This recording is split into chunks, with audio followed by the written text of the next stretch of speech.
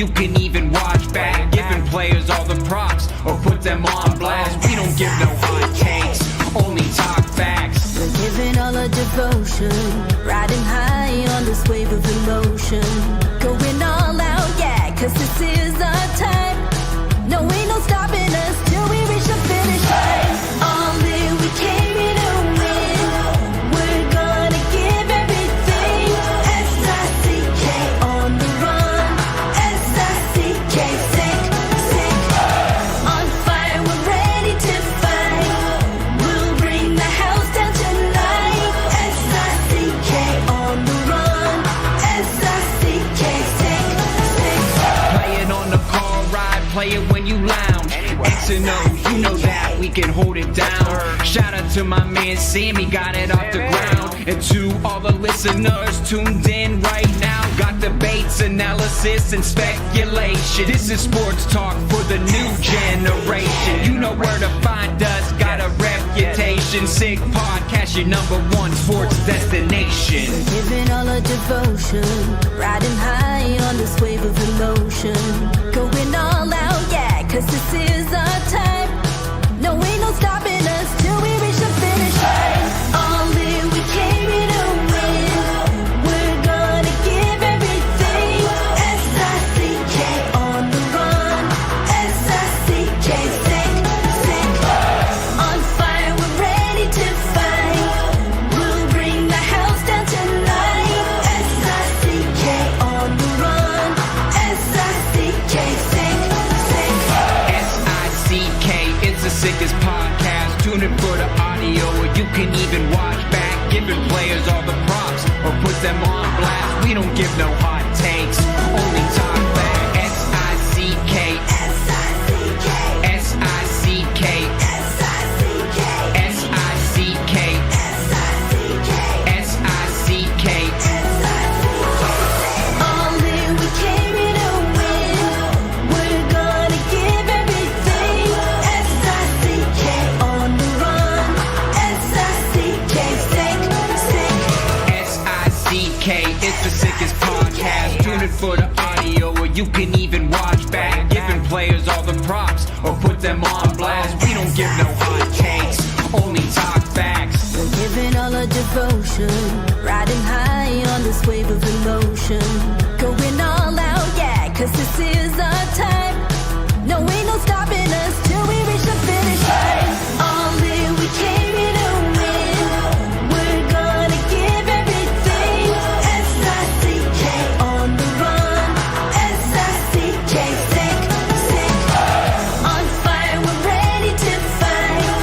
We'll bring the house down tonight. S-I-C-K on the run. S-I-C-K, sick. Play it on the car ride, play it when you lounge.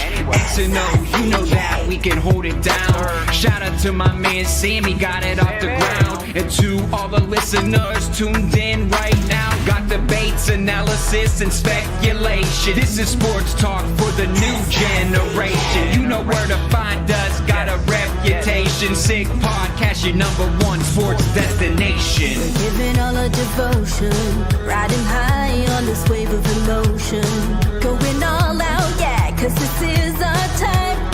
No, ain't no stopping us till we reach the finish line. All in, we came here to win. We're gonna give everything. S-I-C-K on the run. S-I-C-K, sick. On fire, we're ready to fight. We'll bring the house down tonight.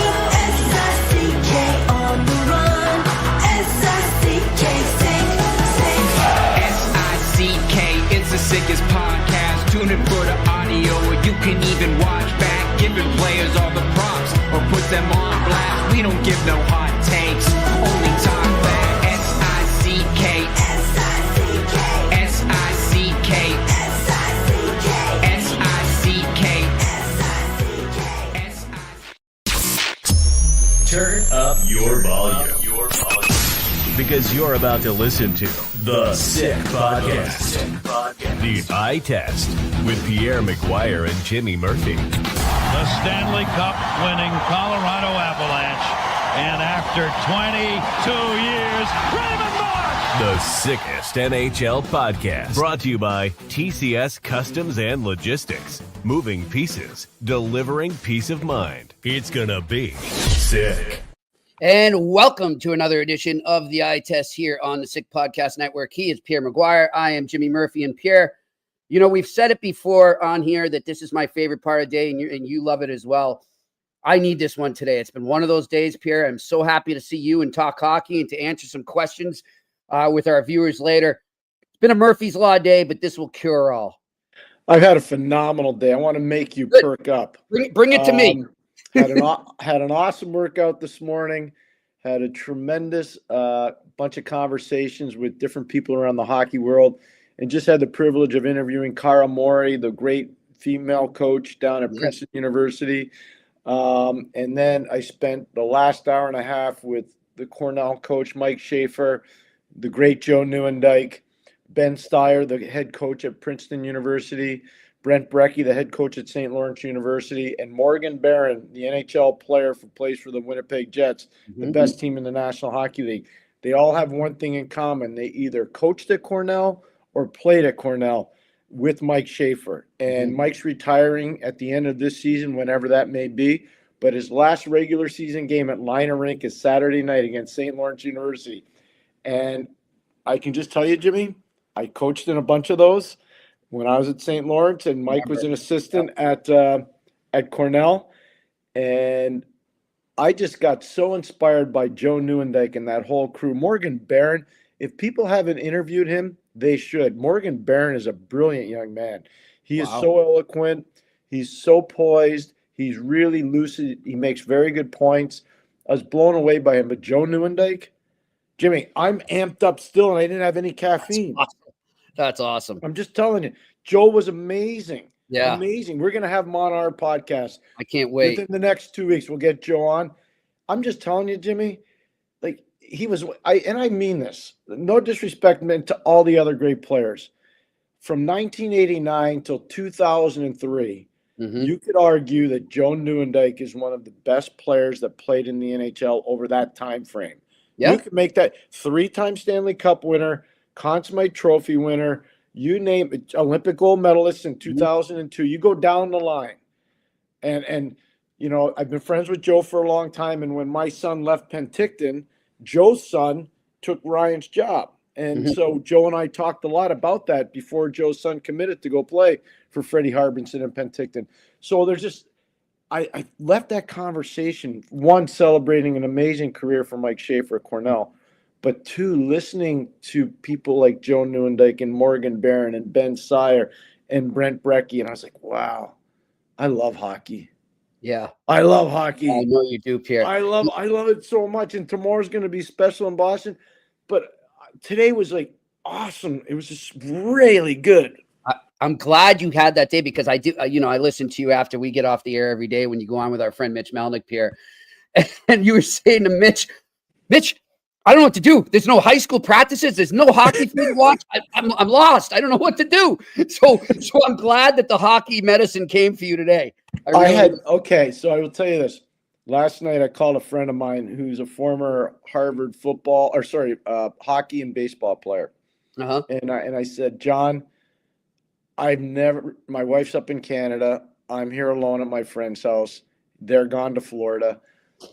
I need a dining partner because there's no hockey for me to go to. I went to a prep school to try to watch a practice. There was no practice. And you called me. And I called Jimmy up, and I'm like, Jesus, man, I'm going nuts. No games or nothing. So I called my buddy up, and we had a tremendous meal at a neighborhood restaurant in the neighborhood where I used to live in Boston, Belmont and Watertown, a place called Greg's. It's awesome. I know Jimmy knows it. And so John and I had about a 2-hour dinner just talking about hockey. That's awesome. So that helped me last night. And then tonight I'm like, there's no hockey again today, but I got a really good day coming. So I've had a good day. Good for you. Well, this is my hockey medicine, my elixir right now, because it's just one of those days. But you know what? It's one of those days, Pierre. You know what you've taught me too, and I'm going to give you credit, is that it can always be worse, Jimmy. And there's way more people going through bigger things than you are. So that's one thing that, I kept in mind. But I got to admit, like, I'm driving around getting things done or trying to get some things done. And I'm just like, I cannot wait to get on the air with Pierre. I cannot wait to answer those questions. And let's get right to it right now, Pierre. We are just over about 28 hours away from face-off for the championship of the Four Nations, USA, Canada. This was already a very big game, getting a lot of hype. Now it's going to get even more hype right now.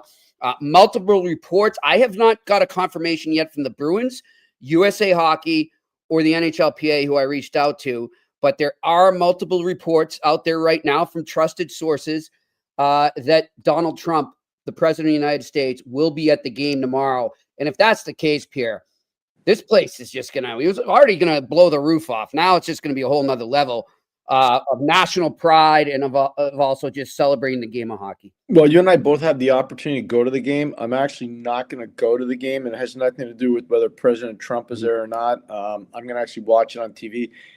Jimmy, and you know, because it's easier for me to watch the game. Yes. In a remote location, unless we were in the press box. And I understand we got our credentials late, so there's no room for us in the press box. So it's just easier for me to watch the game at home. So I'm going to actually go to my buddy John's house tomorrow, who I had dinner with yesterday. Oh, nice. And I'm going to watch the game with him tomorrow night. And then early Friday, I fly to Pittsburgh for Mario's fantasy camp. So long story short, I'm going to work with you proudly tomorrow from 5 to 7 at West End Johnny's. Yep. And as soon as that's over, I'm beelining it back to my buddy's house. Because Jimmy, you know what? I just can't go in the building. It's not No, I know what it's like, Pierre. I know what it's like for you, and I agree with you. Look, and honestly, I would probably be doing the same thing, but now I've been talking to Johnny, who owns West End Johnny's, and his cousin, who helped me out a lot the other day, Trevor King. He's fantastic. Trevor's outstanding. Yeah, they want me to hang with them for the game, and I want to do that after the friendship we've been forming with them. So again, as Pierre said, we will be there 5 to 7 live, broadcasting from West End Johnny's, 138 Portland Street in Boston. For anyone going in there, whether to come see us. Jimmy, sorry to interrupt you. I'm going to get there at 3 o'clock. If people want to come and talk hockey and hang out and share stories, I'm going to be there with Johnny at 3. And don't be shy. Like, come in, say hello, and we'll be more than happy to talk. Jimmy and I that's both. Good, because I was just going to tell people, and not even for that reason, but now you have something to do to kill the time. If you're going to be in there, and if it's the president is indeed going to be in attendance, my guess is they are going to shut down all the streets around TD Garden for security reasons, and there won't be anywhere to park. So it's going to be not too fun if you're going in there by car. I highly suggest taking either an Uber, and then they'll probably be able to let you off somewhere within the perimeter and walk over, or just take the MBTA. That's what I'm going to be doing. I'm taking the commuter rail. I'm just warning you now, because I know what it could be. Great advice. So just remember that. Keep that in mind if you are going in for the game tomorrow. And definitely come by West End Johnny's, kill some time, hang out with Pierre and I, and talk some hockey. What's the name of that beer that they're feeding me now that I like? Ooh, the Sam Adams Cold Snap. That's the one I like. I've not been able to taste it, but Pierre has. Everyone who was drinking it there the other night loved it. We had a gentleman who I was basically just, because we were getting fed freebies by Johnny, and I couldn't have them, so I'm just giving them this wonderful fan next to us. By the way, was he a friend of yours, Pierre? The guy with the USA jacket? Do you know who I'm talking about? No, but he's become a friend. Oh, he's a friend now, and I think he likes me a lot. I gave him free beer for about an hour. So it was great time. We had a great time, and we're looking forward to it again. We've got an array of guests coming in. Unfortunately, Marty Walsh is unable to make it down there in person, so we're rescheduling that interview. Most likely will happen early next week. But we've got some other guests that are going to be coming in, and I'm confirming now, and I will announce tomorrow on social media. But Pierre, lots of hype around this game. Obviously, the big thing right now is Charlie McAvoy for Team USA, who we know is out. And look, Bruins announced today that he is still at the hospital on IVs, receiving antibiotics. That was as of 10 this morning, I believe. No, he's still there. Oh, he's still there. So our best goes out to Charlie McAvoy. If you're listening and watching, we wish you best health. We're all thinking of Charlie. He knows that too. That's the most important thing right there. He knows. But that being said, hockey-wise, who on that USA blue line, in your opinion, Pierre, is someone that can step in and provide the elements to the game that a Charlie McAvoy would have? Well, Slavin and Faber on the back end are going to have to really match up. They played great on Saturday night against Canada. They're going to have to do it again. The guy that I'm waiting for to give a little bit more is Noah Hannafin. They need now. I know Noah plays the left side better than Charlie. Charlie plays on the right side, but I think Noah Hannafin, with his skating and his size and his offensive capabilities, I think Noah can do some of that stuff. So he's the guy. If I'm looking at it, he's the guy that's going to have to elevate Boston in kid, every facet of the game. Yep. Now, I don't know about all this other stuff with Quinn Hughes. I don't know anything about any of this stuff. That, as of now, last I saw up here, the latest reports are he has not been medically cleared to play. So that looks like that's I don't want to get into all this Yeah. drama and all the other stuff, Yep. but I don't know where he stands in this whole thing, Jimmy. But if you just asked me a question, and I'll give you one name. And I know what Slavin and Faber are going to be able to do, but Noah Hannafin. And on this show, that's the guy we pushed Boston to try to get last year at the deadline. And Vegas beat them to the punch, and then they extended it. Okay. Well, we're getting note now from our producer, Frank Saravelli, now saying Trump won't be there. So we'll see. We'll see. Who knows? But just keep an eye on that if you're going to the game. I love that pick, Pierre. And also, too, the fact he's in his hometown. He's from Norwood, Mass. He's a St. Sebastian's kid, by the way. And he played in that building a lot because of the Bean Pod. He played at Boston College. Yep. So a little extra motivation. I saw him get interviewed. I think it was yesterday, a day before. Says he's got about 40 family and friends that are there. So it's a big moment for him. And I'm with Pierre. I like that call. He could be a huge X factor for them. Pierre, I was listening to a lot of people talk about the game all day long as I'm driving around, and people were saying in terms of USA that they have, forget obviously McDavid and Crosby on Canada, but overall they like their forward bunch better than Canada's. I kind of disagree. I feel like the forward bunch on Canada is more balanced. I don't know if you agree with me. Well, I know the top 6 for Canada are better right now than the top 6 for the States. That's what I feel like. But I would say this. I think the depth guy, like Trocheck, is a specialist in this type of an event, and he's really good on faceoffs. So that's something where I think they have a bit of an advantage over Canada, even though I like Anthony Cirelli a lot because he's got a specific role to play too. One of the things that I think John Cooper and the staff did, Jimmy, that was smart, they put Marchand deeper in the lineup, so he's playing on a fourth line. I like the fact that they've rejigged their top line so that, you look at Braden Point playing with McDavid and Stone. You look at McKinnon playing with Crosby and Reinhart. They flip-flopped the wings. It made a difference against Finland. It made a big difference. So I think Cooper has his finger on the pulse of his team as a management person, as a manager of players. But I like what Sullivan's done. I think the cohesion on the American staff is maybe a little bit better because they've all worked together before. The coaching staff, you're saying. Yeah, on the coaching staff. I don't think I know the coaches for Canada have never worked together. Yeah. So it's a tough tournament to hit the ground running. It's a big difference, Jimmy. You know what? That's an amazing point there you're making, because think of all the times whether they've coached together in the NHL or even in the U.S. National Development Program. Oh wow, that's a great point there. So I just want to share this with everybody because I'll never forget this as long as I live. Canada lost in the 03 World Junior in Halifax to a really good Russian team. And Ovechkin was a 16-year-old on that team. He was really good. And that's just one of a bunch of great players they had. But after that tournament was over, I got a call from somebody at USA Hockey. And he said, I got to pick your brain on something. I said, sure, what is it? He goes, what makes Canada so good in this tournament? Why are they so good? And I said, because they make their players earn their roster spot. They don't anoint them in the spring that's, before the tournament starts you're already on Team USA or Team Canada. You got to earn your spot on Team Canada. And then they do a training camp in the summer. Then they do a pre-tournament training camp. You can still get cut at any of those pre-tournament camps. And I've seen I saw Gregory Campbell beat out Eric Stahl in the 03. I saw it. Think about that. Eric Stahl was a second overall pick. Wow. So I've seen a lot of crazy stuff happen at these camps. So I told this person from USA Hockey, I said, you guys will never win until you make it a competitive selection process. And the next year, Mike Eves was the head coach, and at that time he was a coach at University of Wisconsin, and a tremendous player. Mike Eves was a great player and a really good coach at the time. And Johnny Hines, who's on the bench right now, is the assistant coach for that junior team.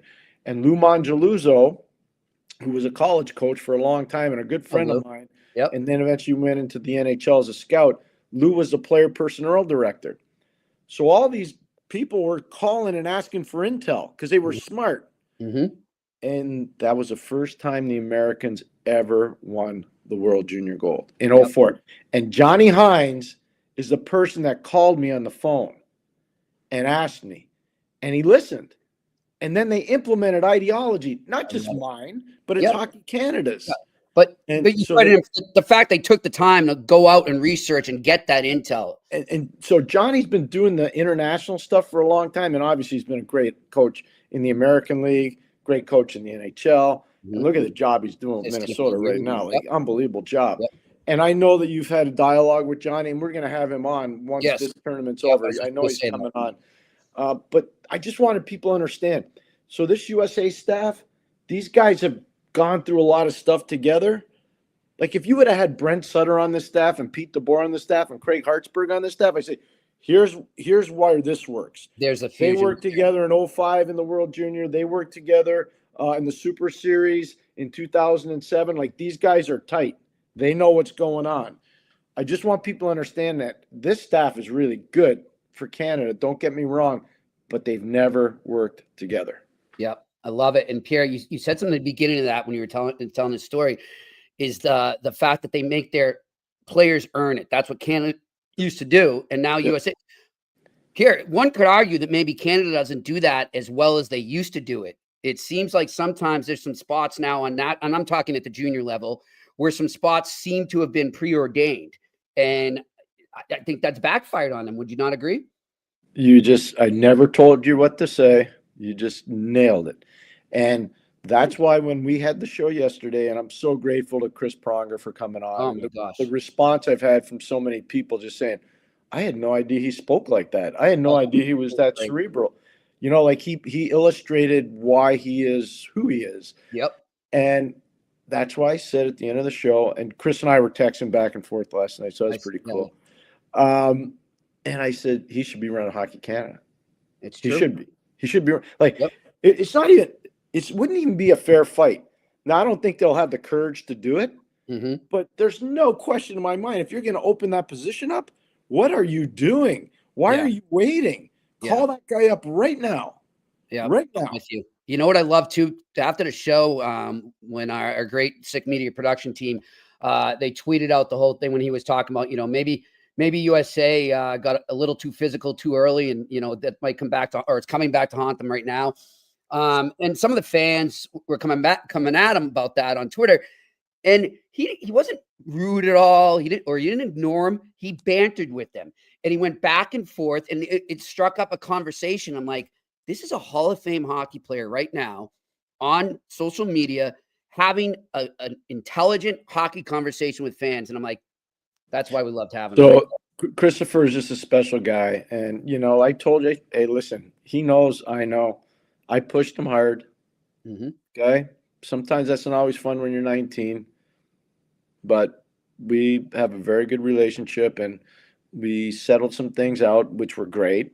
It doesn't mean I was always right, because I wasn't. But I was pretty hard. And so I always have time for him. And I never told him that I was going to tell him or say what I said yesterday about taking over Hockey Canada, because I believe he should. I said it because I mean it. Like, I believe in it. How many guys have been decorated like that? So 02 wins, 06 doesn't win, 10 wins. You go look at Stanley Cups, going to the final. Only time he wins is 07. Like, you go around and look at his pedigree. It's unbelievable. All the way up until he retired too, Pierre. I mean, he still was effective in his last years. I'll never forget talking to him. We were standing at center ice in Edmonton. It was before Game 3 of the Stanley Cup final in 06. It was before Game 3, and it was going off in Northlands. Like, it was Jimmy. It was freaking crazy. And it was just he and I at center ice. And, he's 6'6", so on skates he's 6'8". So I had to yell so he could I'd be hear at his me. knees. Yeah. You know what I mean, Jimmy? Like I had to yell at him to hear me. And I said to him before we came on live, and I could just barely hear the truck saying, "We're coming back in a minute. We're coming back in 30 seconds." I could barely hear him in my earpiece. And I said, "Hey, Chris, I want to thank you for doing this. I know it's not easy." He goes, "You know what's cool about this, Pierre? It's a big game, and I can't wait to do it." That's what he said. I love I it. thought that was the most amazing thing. Love it. He was so calm, and his answers were so lucid. I thought it was great. That's great. That reminds me when he was talking about Dowdy yesterday. And, it's that big game, and Dowdy's just out there jamming in the music, ready to go. We had it on tape. We put it on tape, and I'm like, this guy's – and Pronger's looking at him like – and he's looking at me like, get a load of this guy. He's like a good crazy. I like it. That's awesome. Oh, Drew is amazing. By the way, go back to that draft. Mm-hmm. So Tampa has the first pick, and LA has a second pick. Tampa Bay takes Steven Stamkos. LA Kings take Drew Doughty. Yep. They both won. Yeah. Think You about couldn't it. go wrong either way. LA won 2 cups. Tampa won 2 cups. Now, Tampa went to more final, and part of the problem in LA was back in those days. Oh yeah. San Jose was very good. Chicago was crazy good. Anaheim. Anaheim was really good. Yeah. Like you had some St. Louis. Those St. Louis You had games some were just monsters. barbaric. They were savage. So you had all these good teams. That's what hurt LA. But they were basically the same profile as Tampa. And one guy went Stamkos, and the other guy went. It shows a draft where the top 2 teams, they both got it right. They both got it right. I hear you on that. All right, Pierre, I want to go to a clip right now, switch gears a bit. Matthew Tkachuk was talking after practice today, and we all know everything. We're not going to recap everything. We all know what happened the first time these guys met. But let's play this clip, and then I have a question for you as a coach. All right, let's go to this Matthew Tkachuk clip. Maybe their team doesn't like each other then if they don't have group chats. But, I think that, that's just a player, and enjoying his opportunities. So I think that our team does not care about anything that they say, and there's been a lot of chatter and talk from individuals, but, we care about one thing in this room, and we have millions of people that are watching us and supporting us around this country, and we're very prideful in playing for them and the guys in the room. So it's an opportunity of a lifetime for us. Okay, so that is in response to Brandon Hagel, who we played the clip yesterday. Remember that? I think at first I was like, oh boy, don't bite here. And I think he caught himself there, and I like the way he carried himself after he said, well, if they don't have group chats, they don't like each other. It was a good little joke, but I was worried as I'm listening. I'm like, don't bite here. I thought Tkachuk handled that well. I'm wondering, do you think the coaching staff said, don't get lured into this war of the words right now. Just stay focused. You would be irresponsible as a staff if you didn't. Yeah. You always have to remind your players. We wouldn't have coaches go out and talk to the media until we did a debrief. We would talk briefly amongst ourselves. What's the message we want to portray to the viewing audience or the listening audience? But we keep it compartmentalized. And you'd also talk to your players about it. Don't give them any bulletin board material, especially in the playoffs, obviously. Yeah. So for years and years and years, the best teams have understood how to manage the message. It's the teams that have never had the experience or don't have a lot of experienced people running their groups. Those are the teams that usually get in trouble. Yeah. And see, I'll be honest, heading into this tournament, I was kind of, not that USA hasn't been there their players haven't been there in NHL situations, but internationally, I don't think they've ever come into a tournament. I don't know, you might disagree with me, on par with Canada or even the favorites over Canada. And I was worried that they might get carried away with that and get lost in the war of words. And then you give that bulletin board material to Canada. I think overall, they've done a pretty good job not doing that. I think both teams have. I don't think Hagel said anything wrong either. No, it was innocent. I fight for my country. I play for the flag. Yep. What do you want him to say? Yeah, exactly.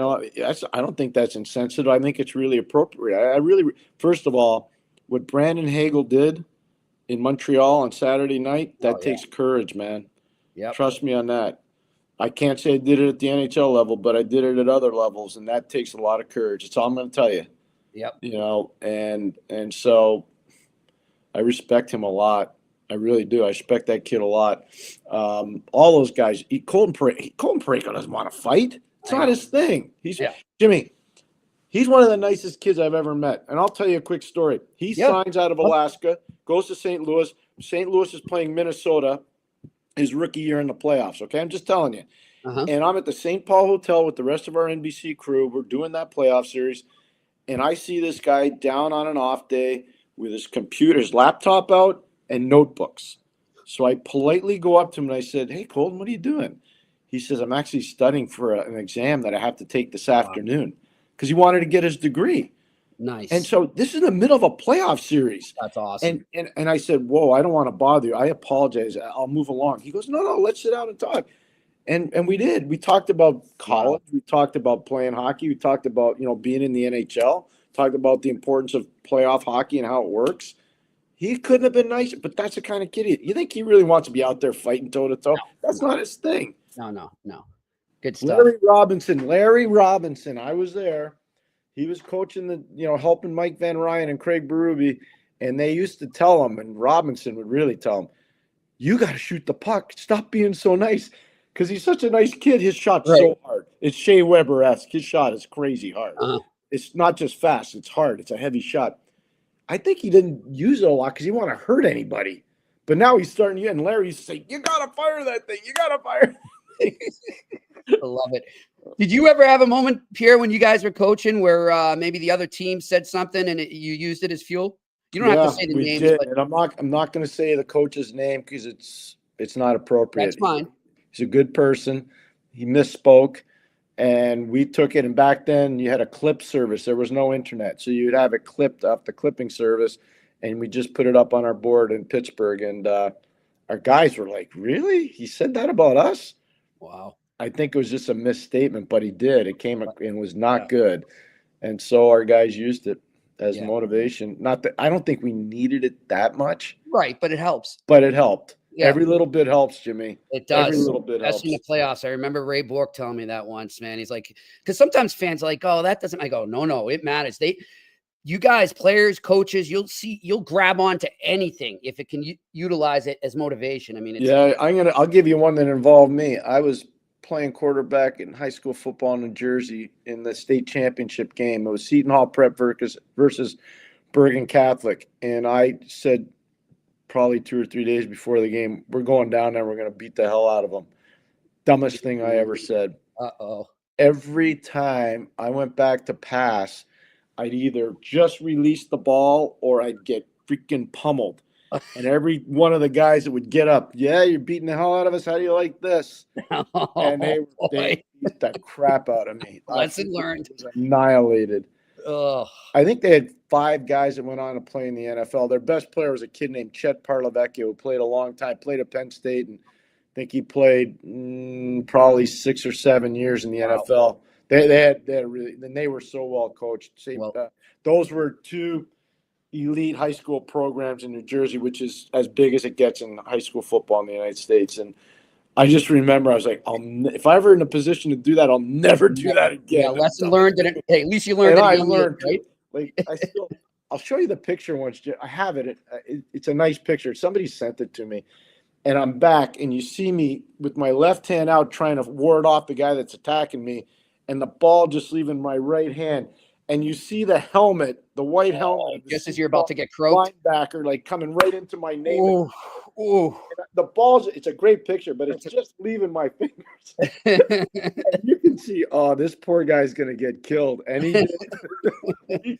Well, I'm glad you're here to tell the story, Pierre, for sure. Hey, producer Shane here back in the studio, giving an update now. Reports out Brett Pesce and Tage Thompson have been invited to travel to Boston as emergency replacements. So we'll see what happens. Until now, it doesn't matter. Somebody else is going to get sick. So Pesce I get because Tommy is there, and it's easy to get from New Jersey up. Tommy Fitzgerald. Yep. Exactly. And Tage, to be fair, I thought he probably merited Me too. to be on the team. Yep. To get from Buffalo to Boston is nothing. So yeah.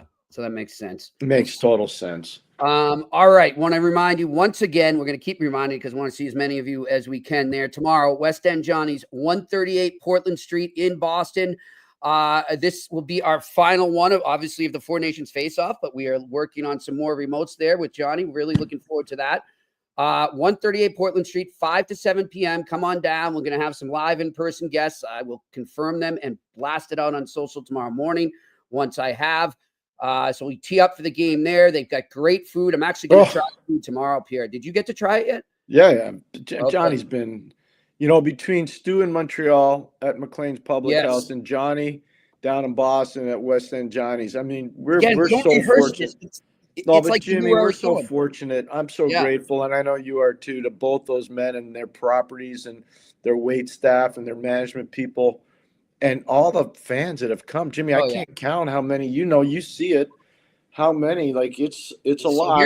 Here's what I'm going to tell the people that are going to be in the game in Boston. I want as many people down there because what we're going to do during our broadcast, we've just arranged it. We're going to Stu Ashton, the owner of McLean's Public House, up at 1420 Peel Street. So if you're watching in Montreal, you want a good place to watch the game tomorrow night, go there, 1420 Peel Street, and we're going to figure out the time, and I'll post it up there. We're going to do a live shot of McLean's Public House and what the atmosphere is like there, and then we'll do a live shot of West End Johnny's, and we'll get everybody riled up, and then everybody can go watch the game. So we're really looking forward to that. Stu came up with that idea. I think it's great. It's gonna increase the atmosphere, and we'll get sort of a crowd back and forth going there. Way to go, Jimmy. That's a brilliant idea by you. Way to go, you and Stu. I know you guys planned that, and good job. Yep. Really good. And of course, we want to thank our sponsors there: Sam Adams Cold Snap and Sun Cruisers. I was just out here before this. I was at the supermarket, and guy in front of me has a big 12-pack of Sun Cruisers, and I said, "Do you like those things?" He said, "Oh, yeah." I said, "Oh, you should come down to West End Johnny's. They're flying there." And he said, "All right, maybe I'll try." But check them out if you can, if they're available where you live, Sun Cruisers and Sam Adams Cold Snap. Let's get to our regular sponsors. Start off with TCS Customs and Logistics. Unlock the full potential of your shipping operation with TCS Customs and Logistics. From around the corner to around the world, flatbeds to air freight, customs clearance to drawback consulting. TCS is a one-stop shop for all things transport, moving pieces and delivering a peace of mind. For no obligation customs or freight quote, contact sickpodcast at shiptcs.com. Again, that is sickpodcast at shiptcs.com. All right, let's get over to Betway. As I told you, I will give you my pick tomorrow for the game during our broadcast in West End Johnny's, but I'll tell you about Betway right now. You can go right there right now and still get a free bet up to $200 if your bet loses. Scan that QR code right in front of you to sign up, or go to the details section of the website and sign up there to redeem your welcome offer. This offer is only available to new customers only. Terms and conditions apply. It is not available in Ontario. You must be 18 plus. Please play responsibly. Okay, I'm going to give you a prop pick, so let's cue up the pick of the night here. It's time for Sick Picks, brought to you by Betway. All right, in front of his usual hometown crowd, Boston Bruins captain, now playing for Hockey Canada, Brad Marchand, will score. You can get that at plus 235. That's my prediction. He will get a goal tomorrow night. I don't know if he's going to be booed or cheered by the Bruins fans there. We'll see. By the American ones, at least.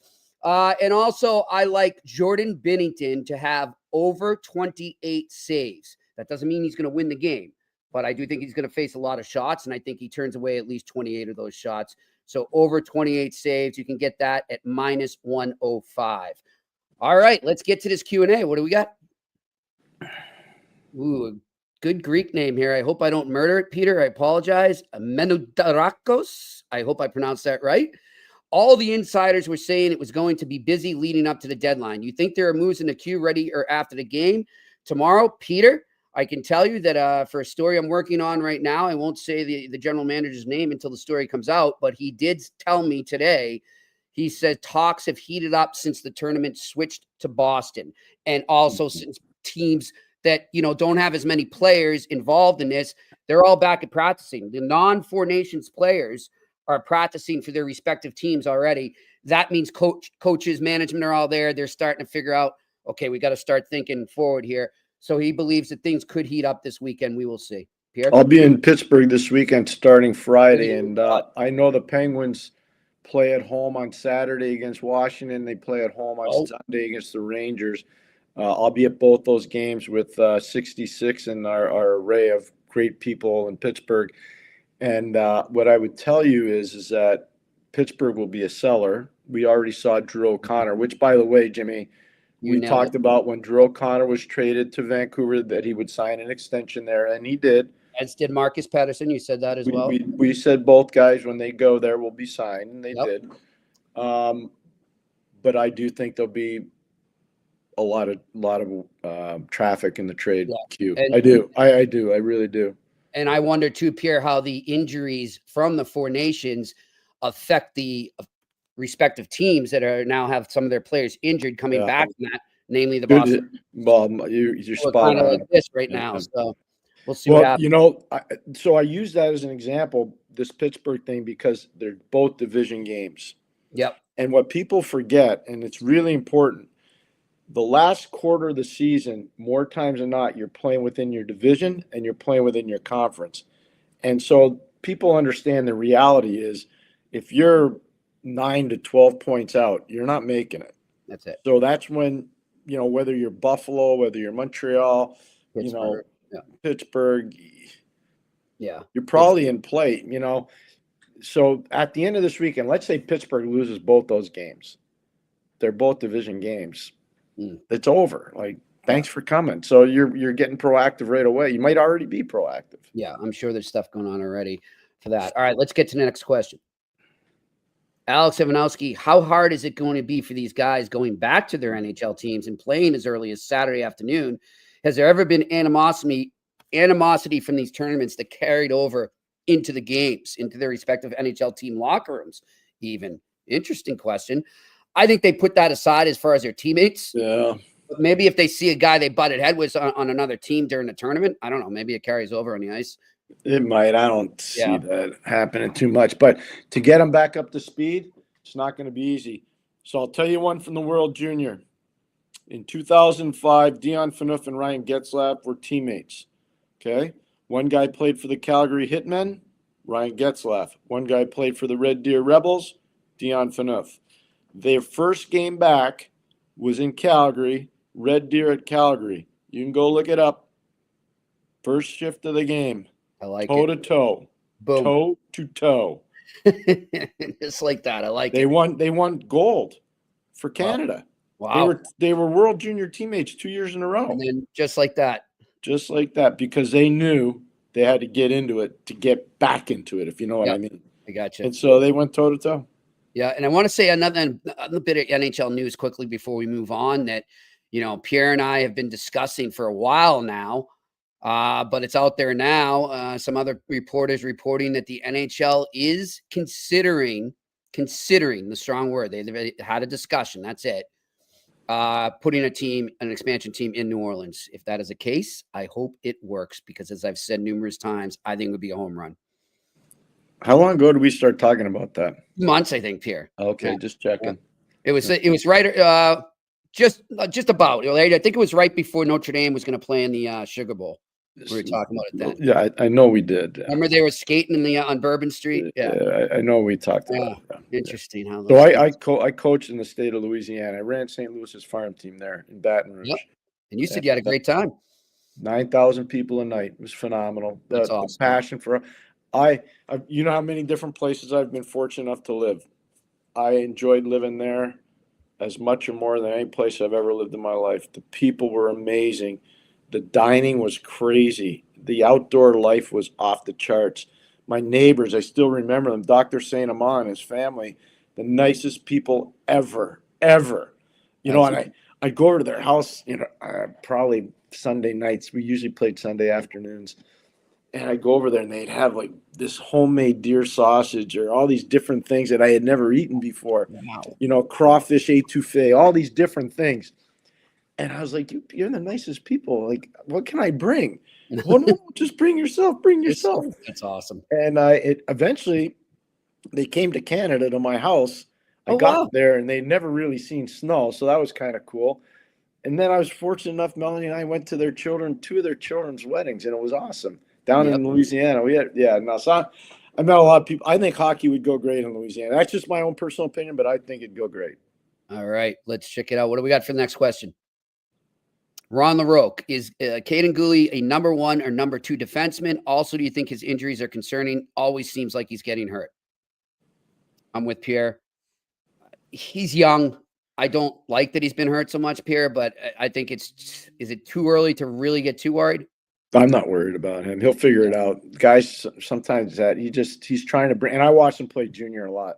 Yeah. Especially when he got traded to Edmonton. He played for the Oil Kings, and he was a nasty piece of business. But he could do that in junior. He can't play the same way. So there'll be an adjustment period for him. He'll figure it out. He's an elite too. He's an elite. So let's put it this way. Quinn Hughes is a 1. Okay. Yep. We'll go around quickly. Victor Hedman is a 1. Mm-hmm. Miro Heiskanen is a 1. In his prime, Drew Doughty was a 1. Rob Blake was a 1. Raymond Bourque was a 1. Just follow me? Yep. So Gooley's not in that category. Okay. Question. People are asking today, this is a hot topic because David Reinbacher is back with Laval. He's going to play tonight. Where do you see him falling in terms of depth chart? Someone asked me, Pierre, I said he's a good stay-at-home second pairing, maybe sometimes ability to move up into the top pairing, but I like him in that second pairing slot. That's why we're good partners. I agree with you. Hey, wow, nice. Good job. That's where I see him too. All right. Doesn't mean I'm right, but I think you're right, and I'm going to stick with you, Jimmy. All right, thanks, Pierre. And Randy, by the way, yes, I saw your tweet after I had said that. I apologize, but thanks for sending that to me on the New Orleans info. All right, next question. Ron LaRoque. Jimmy, yesterday you're going to ask a Montreal question, but then Chris Pronger came on. What was the question? Do you remember? No, I don't. My mind is frazzled today. I apologize. And maybe it's because I spent a week in Montreal. So there you go. No. So we have a lot of fun doing the show, and we prep at it pretty hard. But we don't rehearse the show. No, we don't. We just prep. I want Jimmy to be aware of certain things, and he needs me to be aware of certain things. So that's what we do. And so, yeah. If it comes to me, and I know it will, probably 2 hours from now, I'll write it down and I'll say it tomorrow. It's hard to interrupt Pronger, by the way. Exactly. I'm sorry. I was getting lost in his interview there, and it was great. Thanks, Chris. All right, next question. Ron LaRoque, does Montreal need a 1D or do they have him in the system? That's a good question. Well, so here's what I'm going to say, and this might double-edged make people mad. I think Lane Hudson could eventually be that guy. Mm-hmm. If Brian Leach could be that guy with Zubov in New York, because they were 1A, 1B, basically. If Quinn Hughes can be that guy in Vancouver, if Roman Josi can be that guy in Nashville, I think Lane Hudson can be that guy. And I know people in Montreal kind of like jumping on him too early. Logan Mailloux might be able to be that guy. But if you were to ask me right now, does Montreal have it internally? I'd say they have it internally. And I'd say, I know people probably laugh saying, how do you have a number 1 guy that's that small? How big do you think Quinn Hudson is? Yeah. Or sorry, Quinn Hughes. I apologize. Yeah. Quinn Hughes. I know. Not real big. I agree with you completely. I think they're kind of in that position. Hey, if they can get a veteran to fill the gap a little until the other guys are ready, then go for it. Wait till Lane adds 15 pounds of muscle, because he will. Yeah. Wait till he does, and then you'll say, "Oh my gosh, I had no idea this guy was that good." I'm so excited to watch him play as he goes on. All right, next question. Randy Workman. Zane Prike, think his status is 37. His stats are 37 goals, 74 assists, just lighting up this year. Jimmy and Pierre, do you think he's an NHLer next year? So, if you remember Randy last year, I can't comment. So last year I told you that I thought Matt Coronado should be an everyday NHLer, and you see now he is. But he did some time in the American League. I would say the same thing for Zane. I wouldn't rush him into the NHL right now. One of the things that's happening is that a lot of the major junior numbers are inflated, and part of why they're inflated is the competition is not as good as it needs to be. That's just where it's at right now. It doesn't mean it's bad. It just, a lot of the numbers are getting inflated. That's all. If he was doing that in college, he's ready. Then it's what Coronado did. Coronado didn't even have those kind of numbers. No. And I could tell right away, and I told you this story before. Every team in ECAC loaded up on him, and I can tell you the games that they lost, there weren't a lot. He got pounded, and it wasn't because he was shy. He took every shot. Yep. But he was targeted every game. Yeah, Flames got a good one on him. All right, next question. Postnet on 130. How would you make this tournament better? More games, more teams. Well, more teams, and because of that, more games. Yeah, Pierre and I agree. I mean, there won't be another 4 nations, just so everyone knows it's going to be a World Cup. But the question is, do they go to 6 or 8? And as Pierre has said numerous times, it all depends on Russia. Yeah. My only thing is, I'm really proud to be part of the NHL and have been proud to be part of it since 1990, really. I don't want people to forget there's an NHL. Mm-hmm. All these players come from there. So this is great. I wouldn't do this every year. No. And on this. So I think we got to be really careful. The Olympics are coming next year. I'm really gunned up about. Right. And and Jimmy, and for those, I know the league watches this show all the time, and they know I was very outspoken about it in 2014. I knew they weren't going back to the Olympics in 18, and they didn't. And I was really upset about it. And I told certain people in the league that, and they weren't very happy with me, but I don't care. I told the truth. And now all of a sudden they can't wait to go back to the Olympics. Yeah. I'm with Pierre too. Like, you see what happened to Charlie McAvoy right now. It takes a toll. And now we know for a fact that these players aren't going to hold back and they're going to go all in, and they should. God bless them for doing so. But in the same time, it's like you smack that right in the middle of an 82 game season. I know how great in shape these guys are. It's too much hockey. It's too much hockey. They're human. Who said it the other day, Jimmy? You said it the other day. Somebody said it to you. I think it was you. This is the fastest hockey he's ever been a part of. Yeah. Somebody said that. One of the players. He said, "I've never played hockey at this pace in my life." What was that? I think it was somebody said it. It might have been Austin Matthews. I think it was Austin Matthews. Was it? Somebody said it, and I'm just like, yeah, I can. I agree. I agree. Yeah. So that's a lot to deal with in the middle of the season. All right, next question. Sound the siren. What's up, buddy? Guys, do you agree that there should be an award straight up for best defensive D-man? Yes, or do we muddy the waters? Mm-hmm. I've been saying this since 1995, probably, because Scott Stevens was right in his heyday, and there were a lot of other guys, too, that were just so good defensively. I always thought the Norris Trophy should be called the Bobby Orr Award for the best offensive defenseman, and I always thought there should be a great best defensive defenseman. And why not the Larry Robinson Award? I'd say Larry Robinson, yeah. The best career plus-minus player ever. And look, I'm biased. I think Larry Robinson's one of the all-time best defensemen that ever played in the game. Offense and defense and toughness. I don't know why you wouldn't want to have that award. And I agree with Sound the Siren. It's a great point. So I'm all for it. All right. Next question. Randy Workman, let me reword my question. I do an annual mock draft blog every year before the draft. Is there a site or people I can get for an interview to help with the players in the draft? Yeah. I mean, Craig Button, because I think Randy lives in Calgary, right? Yeah. Yeah. Craig Button lives in Calgary. Yeah. He's a guy. There's one guy right there that I would get in touch with. There's a bunch of guys too around in the Maritimes, believe it or not, Jimmy. Yeah. That do a bunch of stuff with that too. Shane Malloy is one name that I know. Oh yeah, Shane. That's what. So Shane Malloy would be another one I would try to get in touch with. Actually, it's funny. Randy brings this up. I met. I just started following him too recently, and then I met him in the press box in Montreal. Cam Robinson of Elite Prospects. He's been doing a really good job here. Okay, so there's another one. So, but those are like between Button, Malloy, and Robinson. You should give me a DM, Randy, and I'll help you get in touch with some people for sure. Yeah, that's a great question though. But so the answer is there are people that are very good at that, and those are 3 guys that are very good at it. All right, next question. Ron LaRoque, guys, do you think the Kings have a legit shot at the Cup? Last couple of days, I've been hearing they're in the mix. I look at the standings and I don't really see it. Thoughts? They need something at the deadline. A few things, I think, but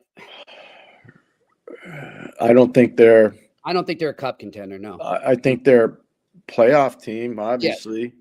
But to say that they're going to be ahead of Vegas, or they're going to be ahead of Dallas, or they're going to be ahead of Colorado, or they're going to be ahead of Edmonton, I have a hard time believing that. Yeah, right now. So we'll see. All right, next question. Bill Van Vagel, which NHL, I guess, would be team needs to decide quickly if they are buyers or sellers for the trade deadline? I'll tell you one before New York Rangers. That's a great one. You buying or selling? Yep. That's a really good one. I mean, I think the Penguins and I'll say the Bruins. There's another good one. Yeah, that's a good one. Yep. And I'll give you one from the West, St. Louis Blues. Oh, I like that. What about no? I think they already. You know the player I would take off St. Louis right now? Braden Shen. He could help a playoff team. We talked about this a while ago. Yep. I hate bringing up players' names. Yep. But I don't think it's a secret around there. Yeah. They're They're retooling. We talked about this a while ago.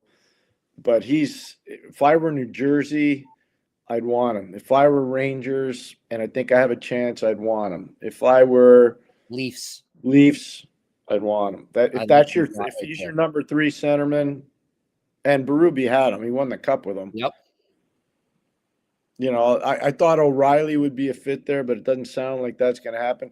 See, to me, the perfect one for Toronto, and I talked to somebody on their management team on this, because I said, I don't want to pretend that I'm not telling you stuff face to face. I said, if I were you guys, I'd go get Roman Josi and Ryan O'Reilly and do a big package with Nashville. And I think you do that, you win the cup. I believe that. But he's like, they're not going to do that. And I'm like, how do you know until you ask? You don't know until you ask. Yeah. Now, I don't think they will do it either, but you never know. Ask. You never know. If Wayne Gretzky can get traded, anyone can. All right. I can tell you this, Jimmy. We were fortunate enough, and Craig Patrick did this all. We were fortunate enough to get Ronnie Francis out of Hartford and Alfie Samuelson out of Hartford, and Grant Jennings, who was part of that deal too. His nickname was Meat. And we got all 3 of those guys. And I remember people were like, how did Craig Patrick do that?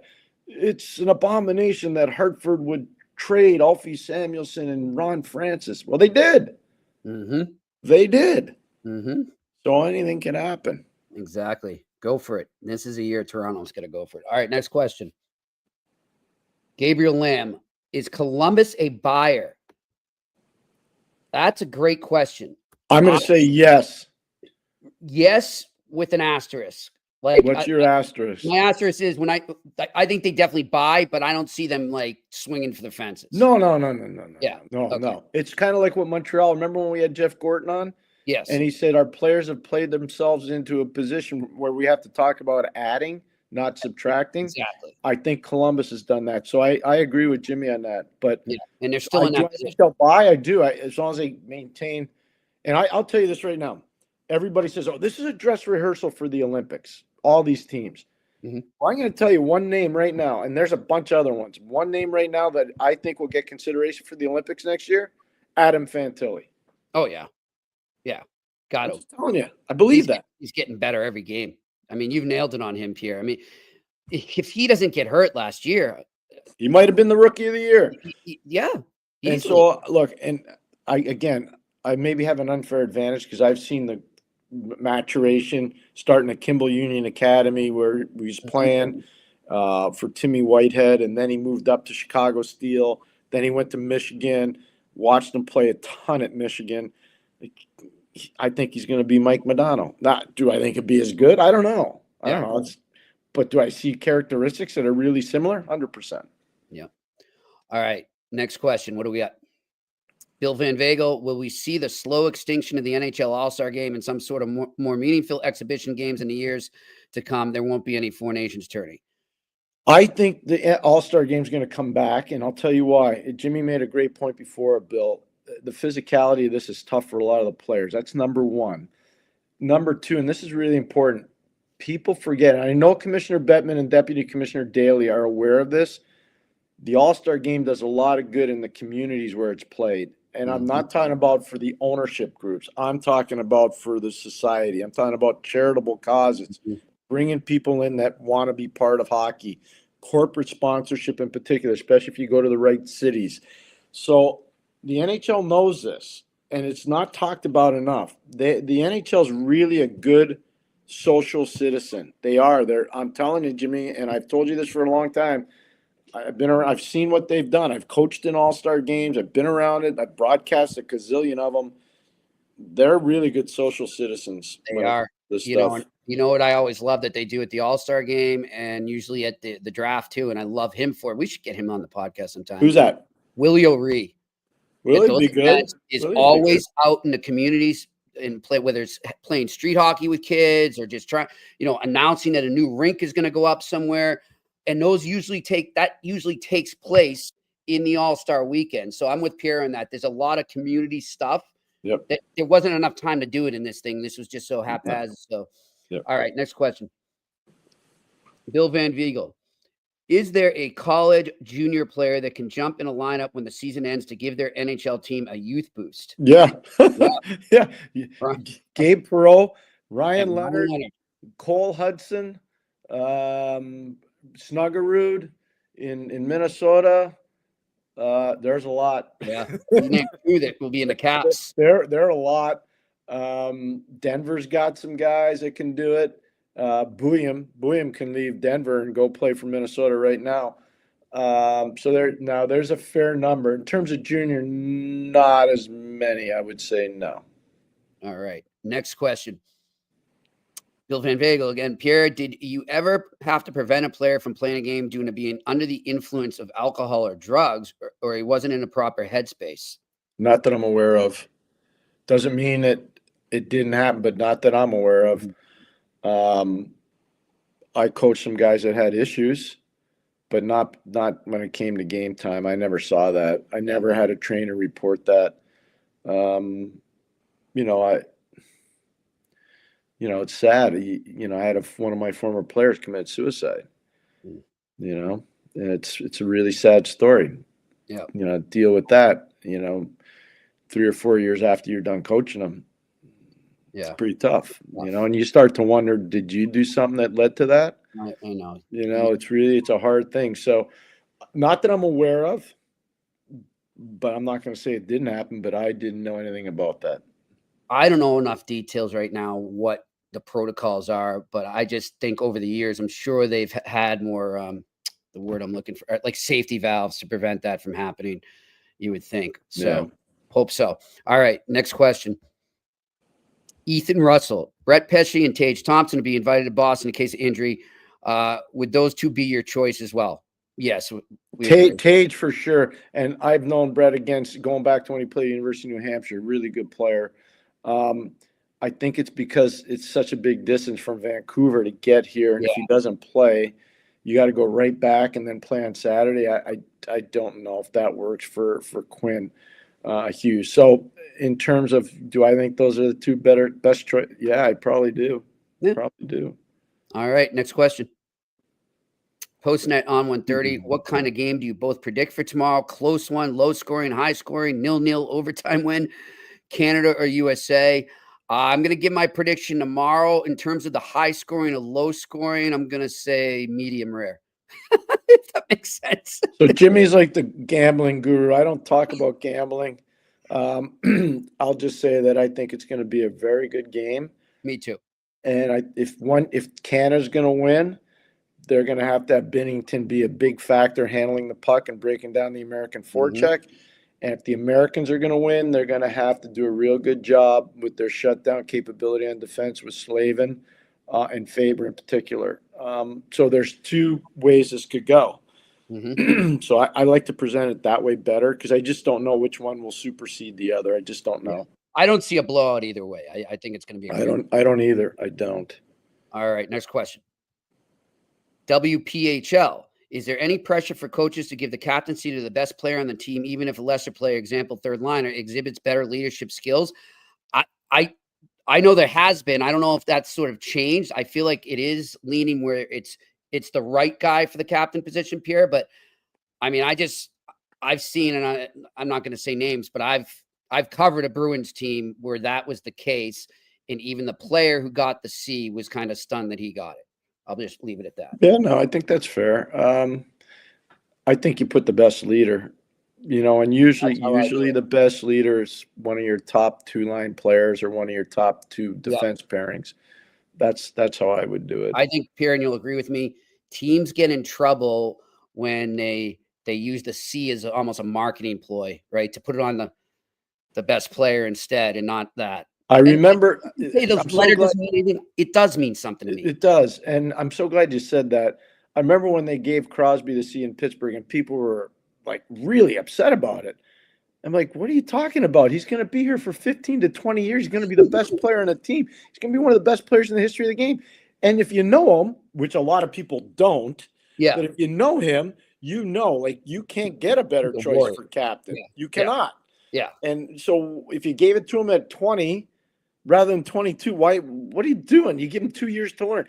And Jimmy, I've said this to you, and I don't know if I've said it on the air, but I would tell you right now, if you have a young team that's got a young captain and Jonathan Taves is available and he wants to play for your team, bring him in. Yep.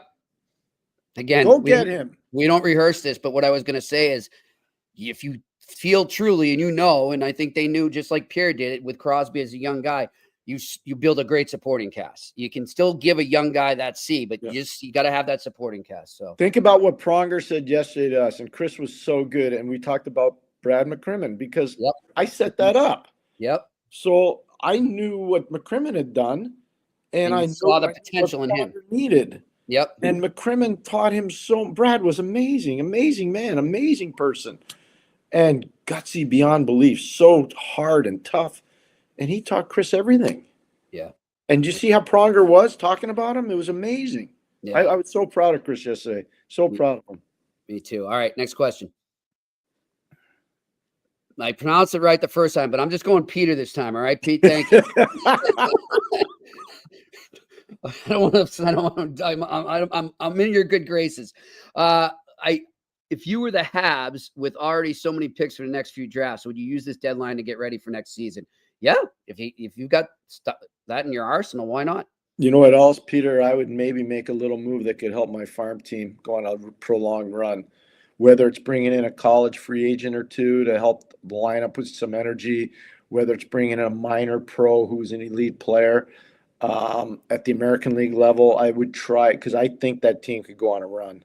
That team in Laval could go on a run, which is great for your prospects. It's amazing for your prospects. All right, next question. Alex Ivanowski, the Pittsburgh beat writers keep saying that the Penguins are going to be competitive and have most things fixed in 2 years' time. I don't see it at all. What am I missing or they're missing? I'm with you, Alex. I don't see it. I'm divorcing myself from that conversation. There's no problem with that. I'll take care. I do not see it. I think Alex is right. All right, next question. The finisher. Hi, how many teams does the NHL want to expand to? 32 seems perfect. I don't know why there's such a push for expansion. 1.5 billion reasons, the finisher. There you go. Finisher. $3 billion. Yeah. That doesn't get shared with the players. Yeah. Well, we'll see if that changes in the next CBA. Well, if they pump, well, the next CBA is not done yet, is it? Exactly. So that's why there's going to be 2 more teams. All right. Next question. Ethan Russell. What's up, Ethan? What D1 team do you think has the best chance to win the national title? I mean, Boston College has got to be in there. I'd say Denver could repeat. Minnesota, Michigan State.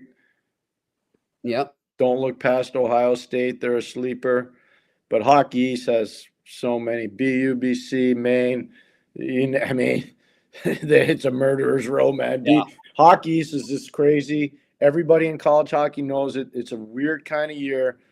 And Jimmy, I've taken you a few games. You know, you go to a Hockey East game and you watch it, and then you say, how big a difference is that between pro hockey and what I just saw?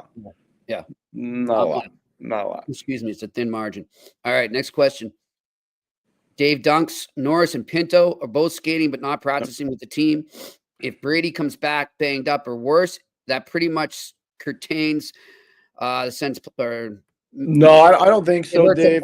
I don't think so, Dave. I think he'll be all right. I don't think so. I'd be more worried about Allmark as long as he's okay. I think the goalies, it's something you got to pay attention to in Ottawa. Obviously, not having Josh is a huge thing. Pinto's a big shutdown guy. We all know that. I still think they need to do some homework on the right side of the defense. We've talked about that a lot. But yeah, I don't think it totally wipes them out, but it's not going to be easy, especially if the Rangers get rolling. I think Detroit's going to stay rolling, so I don't think they're an issue, but I think there's some other teams that could be a problem. All right, next question. Ron LaRoque, do you think Evans and Armia could go as a package to the right team? I'd be surprised on Armia. I'd be surprised on Armia. You never know, Ron, but I'd be surprised. Evans is going to go somewhere now. I mean, that's pretty apparent. Yeah.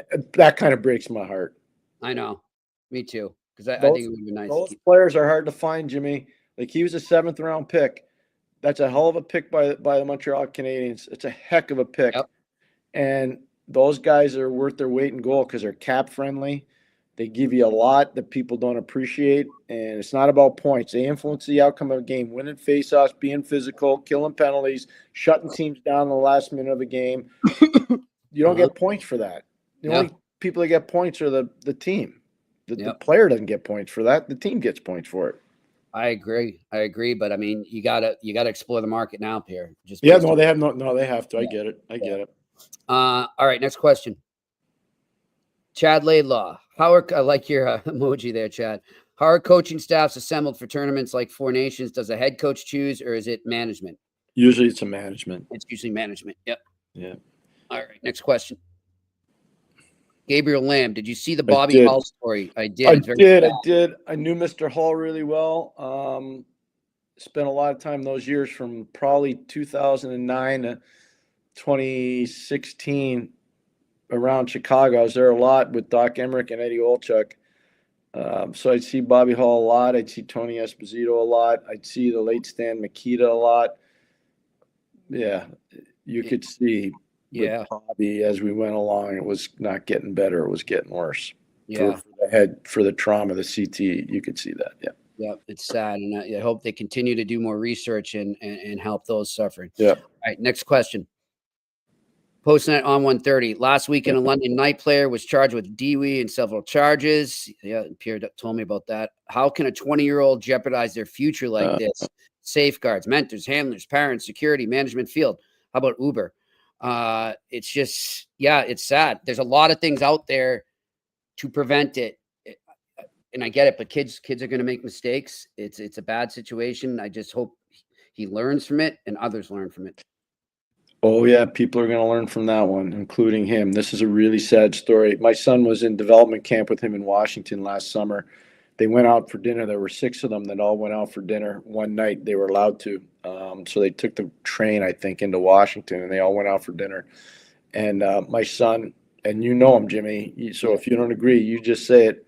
He's a pretty strict kid. And he said, Dad, this is one of the better teammates you could have. He's a fantastic person. He made a mistake. He made a bad mistake. Yep. But he can learn from it and he can come back. He's gonna have to, but Jimmy, like this is a tough one. Yeah. Especially with the way the atmosphere is around it, and justifiably so. Yeah. He made a terrible, terrible mistake. Yep. I can tell you. But all I know is I've never met the young man, but the guy that lives in my house and has for 21 years told me, Dad, he's a really good kid. You would really like him. And you know what I'm like, Jimmy, and I'm pretty strict. I know. So there you go. Well, I'm heartbroken by that one too. That's so sad. For everyone involved in the situation, it's so sad. It's so sad. All right, next question. John Smith, gents, how do you see the Oilers' chances this year as opposed to last? I still feel they're missing depth and/or a character player. Cheers. 100% agree. Johnny, we're so on the same page, Johnny. Yep. And I think Johnny, some of his revelations when he texts in are great. So we agree. I still think they need more on defense. I still think they need a little bit more on goal. I'm not saying Stuart Skinner can't do it, but I think they need a little bit more on goal. And what's happened with Evander Kane? Is Evander Kane coming back to play? As of now, I don't know the timetable. I'll find out. That's an important one because if he can, that's going to change a little bit of their slotting. Yeah. So, and look, do I think they're going to win the cup? I don't. Not right now. No, I don't. I'm not trying to dredge up the past or anything, but I'm still baffled to this point that some, John's 100 dead on with his observation that observation shouldn't be an observation right now. This should have been corrected by now, in my opinion. Well, so the one thing I'd say, though, we talked about this last summer when they did this stuff before Stan Bowman got there, Jimmy. Mm-hmm. So Stan kind of got shackled. Yeah, I'm not blaming Stan. No, but I'm just telling you, Yeah. you think about it. We talked about it with Arvidsson going in there and Skinner going in there. You heard what I said, and I used the term, they're making themselves redundant. Yep. And I said that, and I was like, this is going to be a hard thing for them to deal with. And then Kane goes down, and then you start to say, now there's a problem. Yep. There's a problem. So we'll see if Stan can do something about it. We'll see. All right, next question. A to Z me. Seth Jones says he's talking with the Blackhawks about the possibility of a trade. Thoughts? He needs to Pierre was on this 3 months ago, Yeah. saying he felt there's contenders out there who should be going for him. Yeah, it's a high price tag, but he needs to be traded. yeah, It's no fun for him to play. I watched their last game in St. Louis before this tournament started. He had a real tough game. He had a real tough night, and he's had a few tough nights. And it's not because he's a bad player. I just think his spirit's broken. This is not what he was expecting when he went there, and I think his spirit's broken. He needs to move. He's one of those players. If you're a good scout, you can see, does he still have something left or does he not? And if he's got nothing left, just tell the GM, don't take him. But I believe he still has something left. I'm with Pierre on that. All right, next question. Randy Workman, does Zegras get traded? Depend if he's healthy, I think so. I don't know where his health is at right now, Randy. So I don't want to comment on that, but I would say if he is, I do think he does. I'm with Jimmy. It's all down to the health part. I'm with Jimmy 100%. And if he does get traded, I wouldn't be shocked if it would be to the New York Rangers. Mm-hmm. He's from there. Yep. They might have messed up with Capo Caco being moved. We'll see. Larry Brooks actually wrote a column the other day, Pierre. Did you see it? No. He was proposing, and it was just him hypothetically speaking. He didn't say it came from any source, but who knows? Where he said the title of the column was, "Would you do a Zegras for Lafreniere?" 1 for 1? Yep. No. I'd keep Lafreniere. No. If I were the Rangers? Yeah. No. Me neither. I'm with you. All right, next question.